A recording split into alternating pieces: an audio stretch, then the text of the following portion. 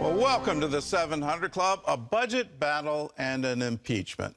Well, that's the September agenda for the House of Representatives. Speaker Kevin McCarthy announced the inquiry into President Joe Biden's role in his family's business dealings. Meanwhile, the government is also facing a potential shutdown. Capitol Hill correspondent Matt Galka reports. Well, summer break indeed over here on Capitol Hill, and they're already getting back to work. Speaker McCarthy's announcement yesterday could actually be viewed as a way to try and get some more Republicans on board to address September's other big issue, avoiding a government shutdown. These are allegations of abuse of power, obstruction, and corruption, and they warrant further investigation by the House of Representatives. McCarthy called on committee heads to formally start the process of moving toward a potential impeachment vote for President Joe Biden.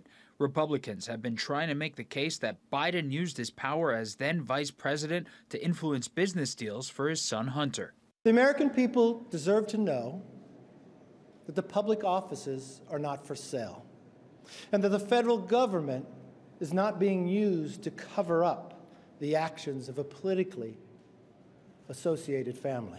While no hard evidence has been produced so far by the House Oversight Committee, Republicans say it could come out in the inquiry. I do expect them to open an inquiry for no other reason but to try to get a little more cooperation in terms of getting the facts. And if they decide to do that, I'll be supportive. If you're going to impeach a president, you should have an inquiry vote. The Democrats didn't do that. But I think the way to make an inquiry legitimate is to have a vote as to whether or not you should have one at all, rather than just the leadership deciding. Speaker McCarthy vowed to call a floor vote if it gets to that point. This is all happening while Congress faces an end-of-month deadline to continue funding the government or face a possible shutdown. Some Republicans want tighter border security and to gash parts of the Justice Department. There's also a debate over whether Ukraine aid should be included in that new funding bill. The Speaker's impeachment inquiry could be a way to mend fences with House Republicans, pushing McCarthy to not give any ground to Democrats. Florida's Matt Gaetz threatened to call for removing McCarthy, even after the impeachment inquiry announcement. I rise today to serve notice. Mr. Speaker, you are out of compliance with the agreement that allowed you to assume this role. The path forward for the House of Representatives is to either bring you into immediate, total compliance or remove you pursuant to a motion to vacate the chair. And Gaetz says he's prepared to take multiple votes for McCarthy's removal if there is a push to pass a continuing resolution.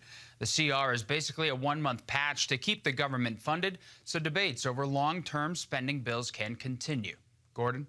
Well, Matt, let's start with the impeachment inquiry. So are you Republicans actually united behind the Speaker on this move?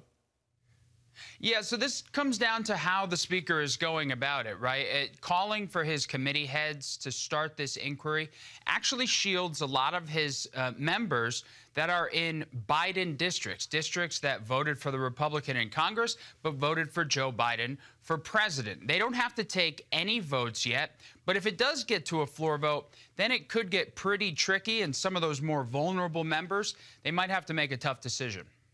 Well, but overall, many are supportive of the inquiry. Well, in that tough decision, and if you're in one of those swing districts, is the House majority for the Republicans at stake? Well, with such a slim majority, you could really paint that picture. But for a lot of the centrist Republicans who might be in those Biden districts, they're also McCarthy backers. So I think the feeling from leadership is that a lot of these members will eventually fall in line, especially if more facts come out during this inquiry. Okay. Well, how is this going to affect an effort to pass a spending bill, keep the government open? Well, I think if you're Speaker Kevin McCarthy, you're hoping that the inquiry will at least assuage some of the concerns of some of the more hardline members, your Matt Gaetzes of the world, even though we just saw that he is fully prepared to call these votes for removal.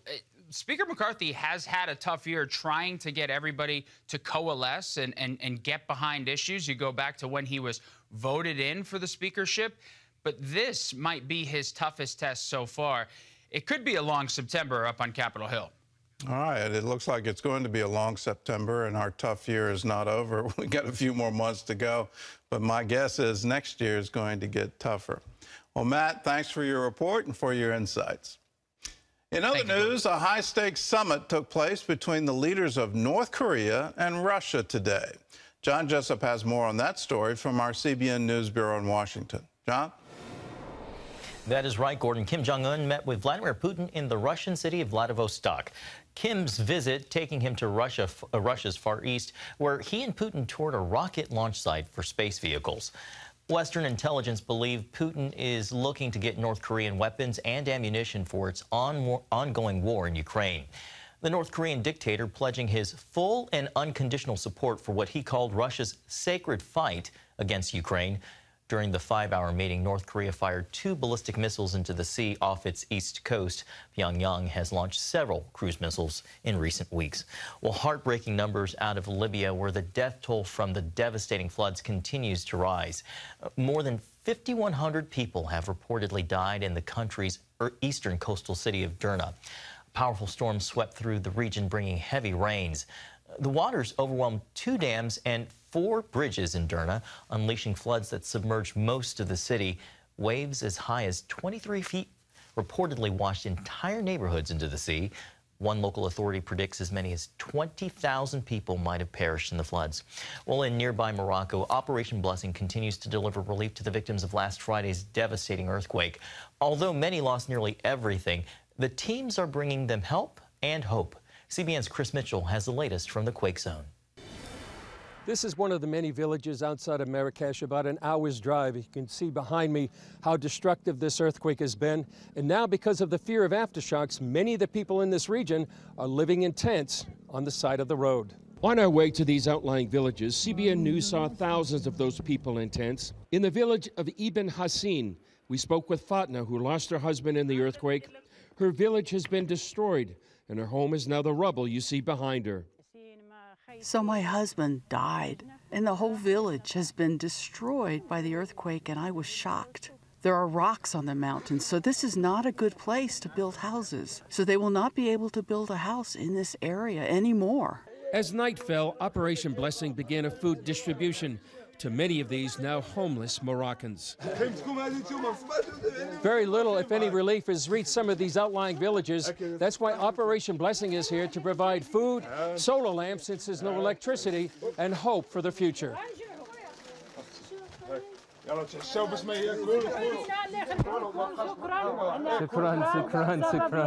It's just really humbling because of the support that our generous donors have gone to give us the opportunity to be instruments of love here in Morocco, but to also share with the people and hear their stories of loss and of devastation and start to bring that hope. It really touches you in your heart.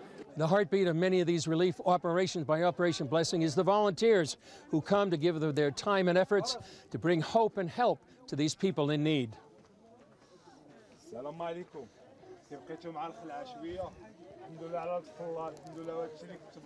They're incredibly important. A lot of them have deeper ties locally than we do. This is my first time in Morocco, so having people who know the culture, who know the people, who know the language, can really help us connect and make those relationships that are really important when you're out here trying to demonstrate God's love. Volunteers like Layla in Suhair. They really need the basic thing, and we are very blessed and happy to be able to help here. They are very thankful, very grateful, very blessed, and we can feel like the blessing is coming into this area. They need some people to encourage them because they have shock. Even a small sandwich make different with them. Yeah. Even when you come to them and encourage them by word, they make them very, very happy. We just want to thank everybody who is donating for this special operation here. Whenever people come to them with aids and help, we can see that they are seeing a little bit of hope, and it makes a huge difference in their lives. People feel the joy to receive this aid, and it's an important thing. They feel their life changing through this. Chris Mitchell, CBN News from the village of Ibn Hassin, Morocco. Lives changed where the need is so great. Gordon? That's wonderful to see, and that thank you goes to you if you've contributed to the Operation Blessing Disaster Relief Fund. If you want to be involved in the relief effort, it's real simple. Call us. 1-800-700-7000. Just say, I want to give to the Operation Blessing Disaster Relief Fund. You can also write to us at CBN Center, Virginia Beach, Virginia, 23463. You can text us, OBDR, to 71777, or you can go to cbn.com. There's a place where you can designate your giving to the Operation Blessing Disaster Relief Fund. Either way, do it right now and be a part of helping people in need. 1-800-700-7000.